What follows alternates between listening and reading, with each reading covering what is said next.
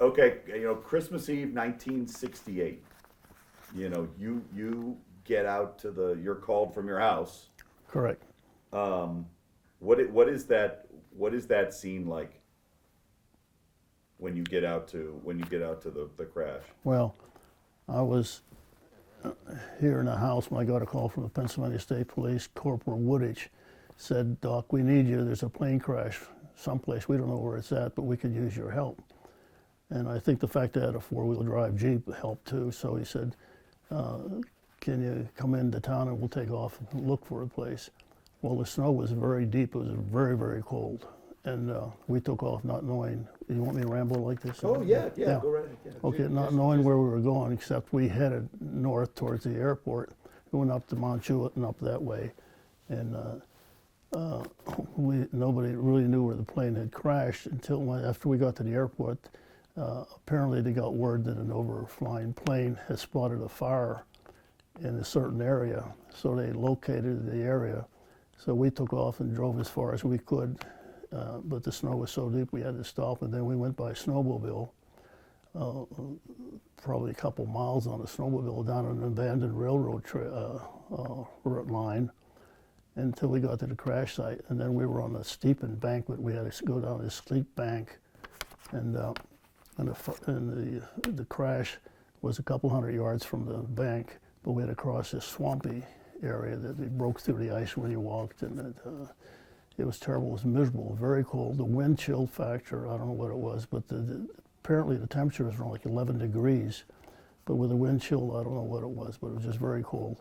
So we got to the plane crash, and it was an eerie situation. There was a plane, they had a fire going. Somebody started a fire with some Christmas presents and then seats from the plane. The plane had crashed upside down, and it's actually split open, and the people were all hanging from their seat, from the seats upside down with their face in the snow. There was a lot of people outside, and nobody seemed to be in charge. As I said, there were some state policemen there, but they were all in hunting clothes because it was so cold. So nobody was giving orders, or sometimes a lot of people were giving orders and nobody was doing anything. And when I arrived there, could hear people crying inside, and I immediately went in and started to crawl through the wreckage and help people out. Some of the people have been removed. Some people got out under their own power, and but there were bodies that they had already removed from the plane. And so I spent the next couple hours, digging out people and bringing them out in all sorts of situations. There was one that found this little baby. They handed me this baby. It was all cyanotic, and I put my finger in it. It looked like it was dead. It was limp and blue, and I put my finger in his mouth to get the dirt and snow out of his mouth, and he actually bit down on my finger, so the child was still alive. So fortunately, some people started to arrive with snowmobiles, and this is what saved the day, because we were able then to put the wounded on the snowmobile and go across this swamp, which was always impossible to walk across. If you walked across, I saw a couple men carrying on a makeshift stretcher, carrying a person across a swamp, and they were just crushing through the ice with each step, and it was just miserable. But the snowmobiles helped, especially when they had a toboggan in the back, and we put the passengers and the victims on the toboggan. And then we got when the people would get to the base of the railroad, then the firemen arrived, and they were hauling them up the side of the bank with ropes. And then they had, eventually they had ambulances back down this railroad grade as far as they could, and then the people were transported to the ambulances. But it was very dark, very cold, and nobody seemed to be in charge. There was very little in the way of lights that you could use to, but we spent several hours in there towards the end. Apparently it was about 1 or 2 o'clock in the morning that the plane crashed somewhere after 8 o'clock. And by the time we got to the place, I think it was like 9:30 by the time we found the plane. And we worked the best we could under the circumstances.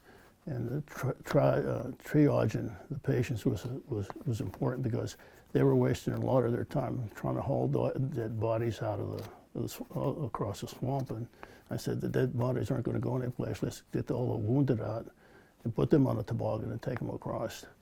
The other problem was we were not sure where they were. I wasn't sure where they were going, if they were all going to Bradford, if they were going to Kane. And that was important to know because we didn't want to overwhelm one facility. It turned out most of the people went to Bradford, but we didn't know that at the time. But towards the end of the night, we couldn't hear too many people crying anymore, and someone said, "Well, we might as well leave and come back tomorrow in the light, where we can do some good." And but then I decided to make one more sweep through the back of the plane, and we had to crawl, and then the carpet was above the seat. Of course, the patients were all with their head in the snow and that. And I heard a girl crying in there, so I went in there and found her. She was just a 17-year-old teenager from Erie, and or Detroit. She was from Detroit, and she was upset because she couldn't move. She was pinned terribly, but I couldn't move her at all. Next to her was a gentleman. It was bizarre. This guy was bleeding. Can I stop you right there? Sure. Because your paper shuffling is Oh, okay. Let's just set those down. Okay. I don't even need them. I can put them down. Yeah, let's just pick it up with that, let's pick it up with the girl that you found, the 17-year-old first. Yeah, okay. You want me to just say that? Yeah. Sure. I heard this girl crying, I'm dying, and it turned out to be a 17-year-old girl that was pinned terribly, couldn't move anything. She was complaining of pain in her back, and I couldn't get to her because there was a gentleman next to her, and it would be in a seat by the row, by the aisle, and he was pinned down with his face, but he had a huge gash over his left eye, and bleeding from that, and he was mumbling his blood type, so I knew he knew a little bit about himself or medicine. So we dug him out, and next to him there was a leg sticking up with a compound fracture of the lower leg sticking through his sock, and his shoe was hanging, his foot was dangling like this, and I grabbed it to push it aside to make room, and it was his leg. I couldn't figure out how he had a dislocated hip, and his leg came up fractured next to him. So we finally dug him out, and I couldn't move him. He was a big guy, and I finally put my arms under his armpits and pulled him, and I had two guys pull on me, on my legs, and we pulled him out through this little passageway and got him out. Then we went in and got this girl out, who was the last one to come out of the plane alive, and we finally got her out. Somebody gave me a hacksaw, and I hacksawed the legs off the seat, and were able to move her. And there was somebody working on the other side who I didn't know who it was at the time, but he couldn't do anything with her either to free her legs. She was just pinned so bad, but we finally got her out. And she was telling me her name was Kristen King. She kept saying, I'm dying. But it was a very difficult situation, considering there was nothing in the way of lighting to mount to anything. And as I said, the communications were poor because nobody had radios at that time, cell phones at that time. And It's got to be even for a medical professional, it's got to be a bit surreal inside the plane, inside a scene like that. You just felt so helpless. So, there was one lady there with, I don't know, do you want me to get gory or not? But no, it doesn't. It's all on tape, or it's on computer, so we can. Well, I dug her out, and I didn't know if she was alive or dead, and I grabbed her scalp like that to see her face, and the whole top of her head came off with her brains in my hand and everything, and all sorts of gory situations. But 20 people got killed in the first plane crash, and I don't remember how many were on the plane and how many survived. I think there was 40-some total on the plane. I think 47. 47 people, right. And then, you want me to go into the second plane or crash? We're going to stay on the first one. Okay. We're going to stay on the first one. So So I think we all left there about 2:30, 3 in the morning, and figured we got all of them out that were alive. That was the important thing. And then, Yeah, because at that point, like you said, there's nothing, the dead don't go anyplace. aren't concerned about when you get them out. Right. So, you're obviously, as you get 2-3 hours into this, it's got to be getting kind of excruciating physically. Yes. Well, it was. Well, I was young at the time. I was only 36, and that makes me 86 now. And no, it didn't bother me. Although I was frozen, my wife had no idea where I was at, and she heard the finally at 5 in the morning. She heard the water going in the tub upstairs, and I was just sitting in the tub. I was frozen, just in hot water, just thawing out. But when you look back, does it strike you as, because the outsider looking in, here's the story, and it is, I use the word a lot, but it is remarkable. Right. Do you ever look back and think that, or what do you think about it when you do think about it? Well, I think that obviously we could have done more if we had more equipment and lights and everything. Maybe we could have saved somebody that didn't make it. I don't know, but I think under the circumstances we did the best we could. At those age we didn't have first responders like we do now. In fact, in those days there weren't anybody I think that had ambulances. They had Hearst. The morticians would come if there was an accident. They would come with their hearse to pick up the wounded, and so I don't know how many really true ambulances that were equipped, like they have now. So first aid and all that was non-existent at that time. Do you ever? At what point do any of these people become? Or do any of these people become your patients? Well, a few of them that were my patients were working and rescuing, over there, but I didn't have any true patients that were mine or on the plane. Okay. Although some 40 years later, I'm at a county medical meeting, McKean County medical meeting, and Dr. Anita Herbert said, "Hey, Dr. Sicher," she said, "I was on the internet last night, and there's a girl there that wants to know who it was that rescued her, and she's looking into it, and she wants to find out who saved her life and everything." And she said, "I know you were the only one there. Do you remember her?" And I said, "Yes." So it so happened that the next day, which was Christmas Day, I dictated, I had a little Mickey Mouse dictator machine, and I dictated the events of the night before. And I mentioned the girl saying her name was Kristen, so we played the tape, and it was sure enough it was this girl that it turned out her father was on the plane with her, and he was killed. So she lives in California at the time. So I called her the next day and said, "I'm the guy you've been looking for 40 years." It was kind of emotional for her. But so she's actually flew in here a couple of years later and toured the place where the plane crash was, and she set up a memorial up there at the airport. The plaque that's up there now. Yeah. You got to meet her? Yes, we got to meet her. Okay. Yeah, she was here, and we had a nice visit. There was like a reunion of people there that they had, and it was real nice, really emotional for a lot of those people there. 20 people dying, it's pretty tough. Yeah. Is it hard to believe it's been 50 years?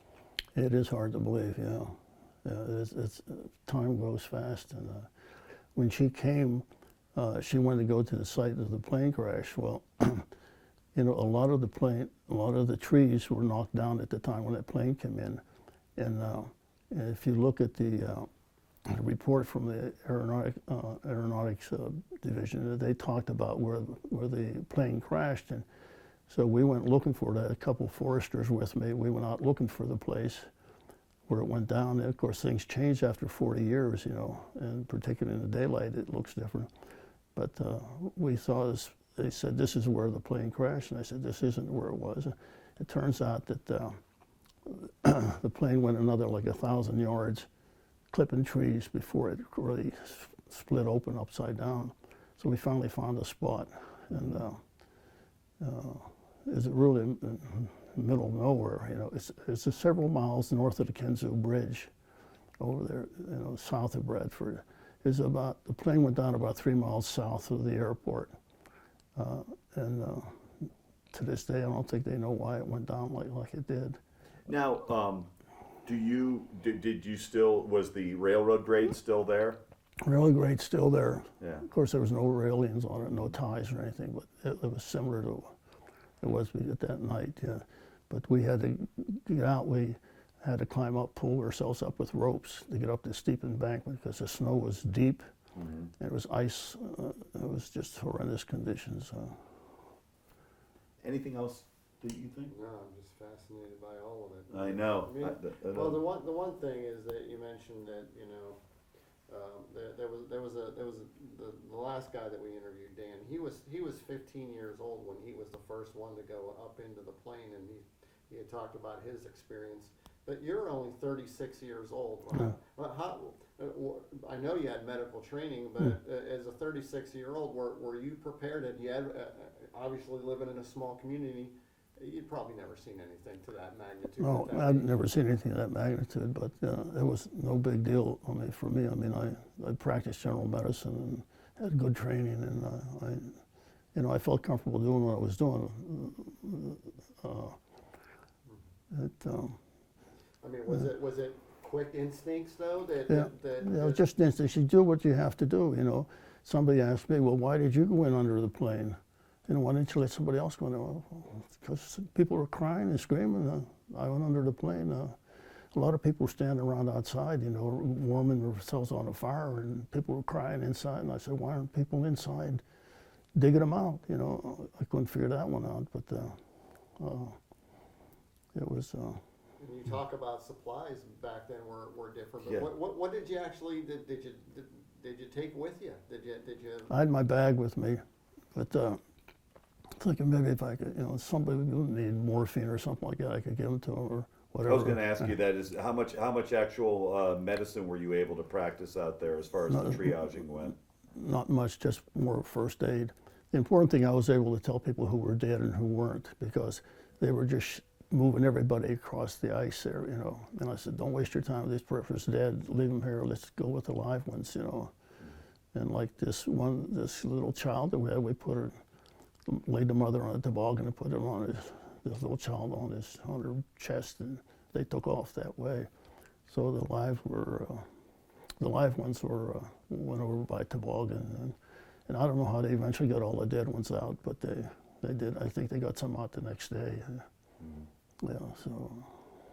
And so, best you know, the baby that you resuscitated. Basically resuscitated. I survived.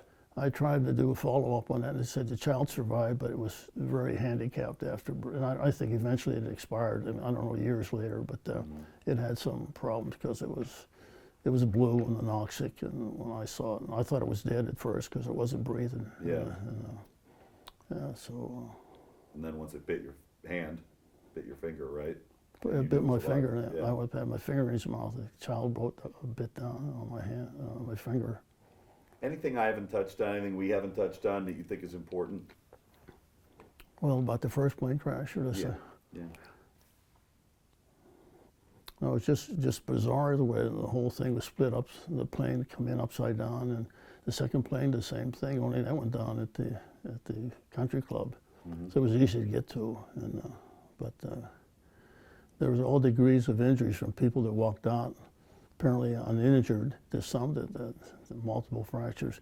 There was one lady from Erie that was on the plane, Susan Whiter was her name. I met her at the reunion, and she had 18 fractures, she told me, and she was in the hospital for a long time.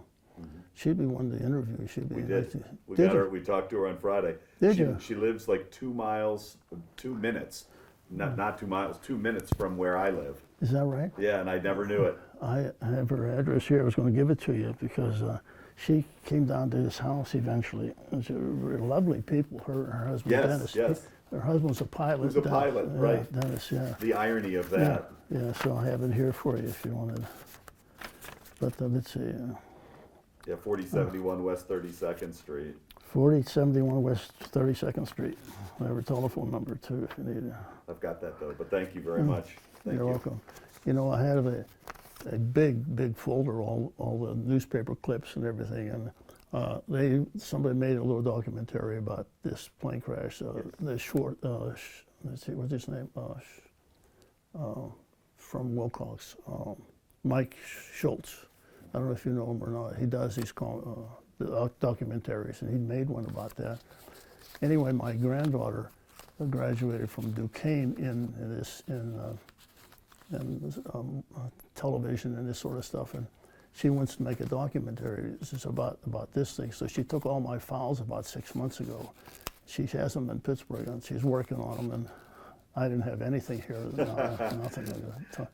I even made the tape. The tape would have been interesting for you to listen to. But, Yes, yeah, yes. So you left there at 2 o'clock in the morning? 2:33, yeah. And you never went back there after that? Well, I went back only to look for, not after the plane crash, not until 40 years later. Right, so how do you spend your Christmas day the next day after something like that? Very subdued, I guess. My wife says you can ask her, she'll tell you more. She saw I was different because I was thinking about all this, the poor people that died, 20 people dead. That's quite, I had never seen 20 people dead at one place before. So she said I was different.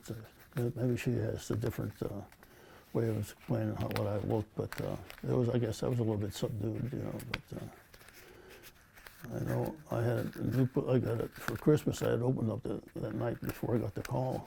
Beautiful leather gloves, and I wore them over the plane crash. And I had to throw them out. They're all cut up, full of blood, and glass and stuff that was all. It took the Merry out of Merry Christmas that Yeah, right. Did you scoot through there?